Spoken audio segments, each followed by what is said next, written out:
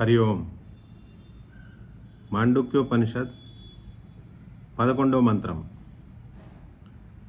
సుషుప్తస్థాన ప్రాజ్ఞో మకార తృతీయా మాత్ర మితేర్పితేర్వా మినోతి హవా ఇదం సర్వం అపీతశ్చ భవతి య ఏవం వేద.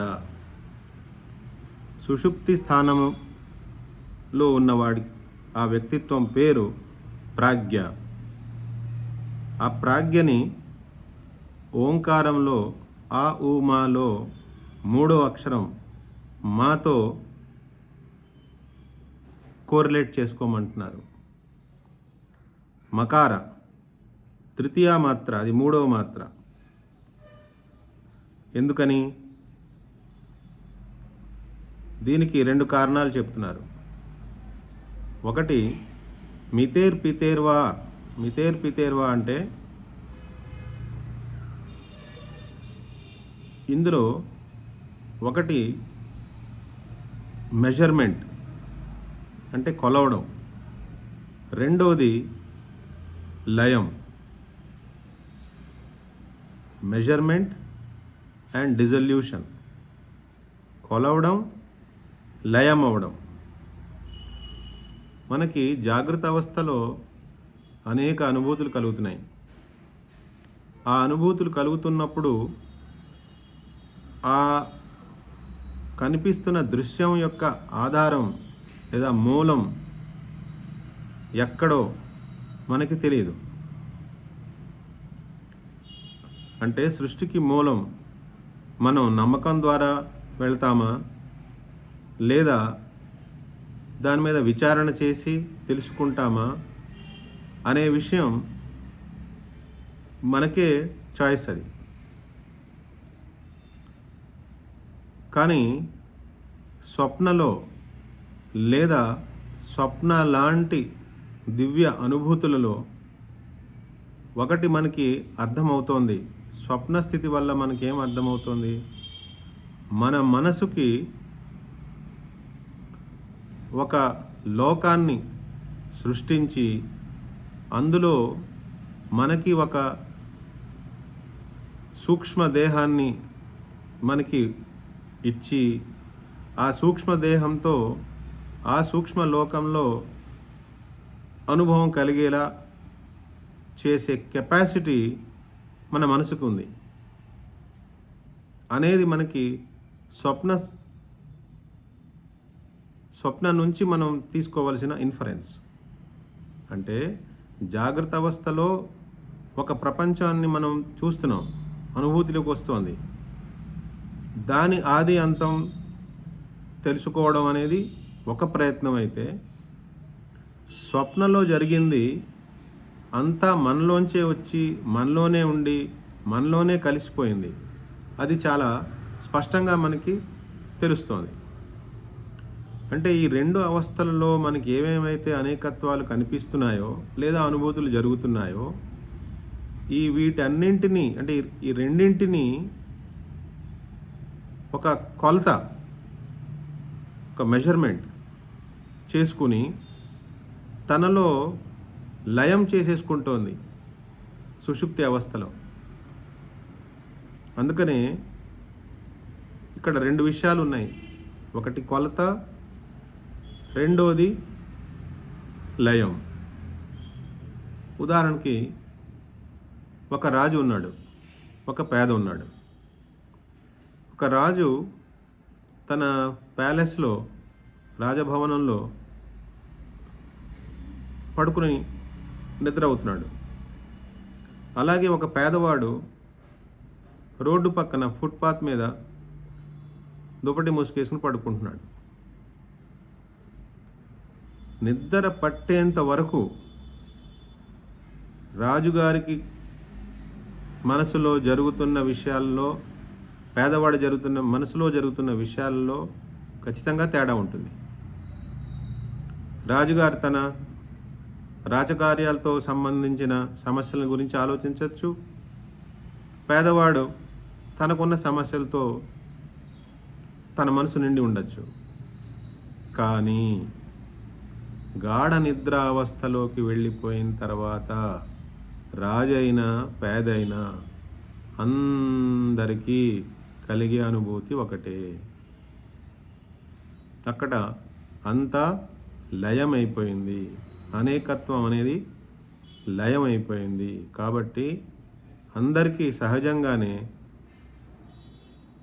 ఒక రకమైనటువంటి శాంతి, ఒక రకమైనటువంటి ఆనందం, ఒక రకమైనటువంటి స్వస్థత అన్నీ వస్తాయి. అంటే గాఢ నిద్రలో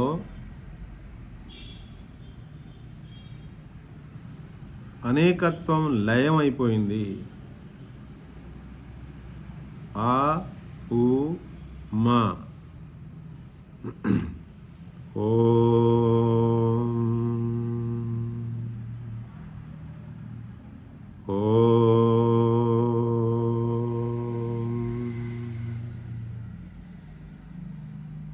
ఆ మనం ఎంతసేపు అన్నా, ఊ ఎంతసేపు దాన్ని మనం ఉచ్చరించినా మళ్ళీ అవి రెండు మాలో లయమవుతున్నాయి. జాగ్రత్త అవస్థలో మనం పొందే అనుభూతులు ఏమున్నా, స్వప్నావస్థలో మనం పొందిన అనుభూతులు ఏమున్నా రెండు సుషుప్తి అవస్థలో లయమవుతున్నాయి. అందుకనే ఆ సుషుప్తి అవస్థని మా అనే శబ్దంతో కోరిలేట్ చేసుకోమంటున్నారు. ఇలా చేసుకునేవాళ్ళు, అంటే ఇలా సాధన చేసే వాళ్ళకి ఆ ఫలితం చెప్తున్నారు. మళ్ళీ ఇక్కడ ఏంటి ఫలితం? సర్వం అపీతశ్చ భవతి య ఏవం వేద. ఎవరైతే ఈ రహస్యాన్ని అర్థం చేసుకుంటారో, అంటే సూక్ష్మాన్ని అర్థం చేసుకుంటారో, దేంది? గాఢ నిద్ర అవస్థ యొక్క సూక్ష్మం ఏంటి? మనకి ఏమున్నా సరే అన్నీ లయం అయిపోతున్నాయి, మళ్ళీ అందులోంచే బయటకు వస్తున్నాయి, మళ్ళీ అందులో లయం అవుతున్నాయి. కానీ నేను వాటికంటే వేరుగా ఉన్నాను అని ఎవరైతే ఈ ఓంకార సాధనలో, ప్రణవ ఉపాసన సాధనలో మా అనే అక్షరం మీద ఎక్కువ దృష్టి పెడుతున్నారో వాళ్ళు ఏం చేయగలుగుతారు అంటే, వాళ్ళు ప్రతిదీ చాలా తొందరగా కొలత వేసేయగలరు. ప్రతిదీ ఆయనలో లయం అయిపోవాల్సిందే. అంటే సుఖం వచ్చినా, దుఃఖం వచ్చినా, లాభం వచ్చినా, నష్టం వచ్చినా, జయం వచ్చినా, అపజయం వచ్చినా, మానం వచ్చినా, అవమానం వచ్చినా,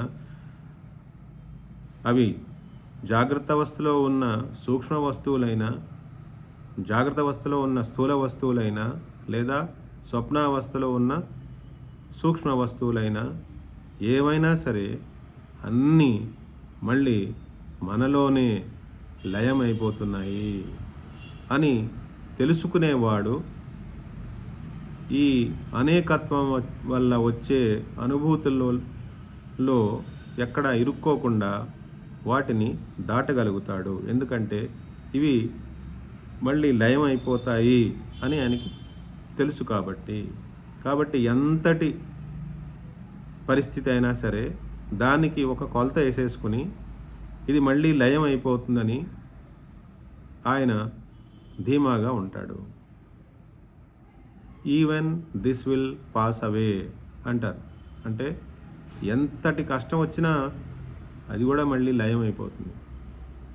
ఎంతటి సుఖం వచ్చినా, సంతోషం వచ్చినా, ఆనందం వచ్చినా అది కూడా మళ్ళీ లయం అయిపోవాల్సిందే. కాబట్టి మార్పులకి ఎప్పుడూ ఆందోళన పడకుండా ప్రశాంతంగా ఉండగలుగుతాడు. అది ఈ ఓంకారంలో మా అనే అక్షరం మీద, మా అనే అక్షరాన్ని సుషుప్తి అవస్థతో కోరిలేట్ చేసుకుని దాన్ని మనం అవగాహనలోకి తెచ్చుకుంటే వచ్చే లాభము. ఇక్కడ జాగ్రత్త, స్వప్న, సుషుప్తి 3 అవస్థలకి అతీతంగా ఉన్నది తురియ 4వ అవస్థ. అది మన ఆత్మ. ఆ ఆత్మ ఈ మూడింటిలోనూ వ్యాపించి ఉంటుంది.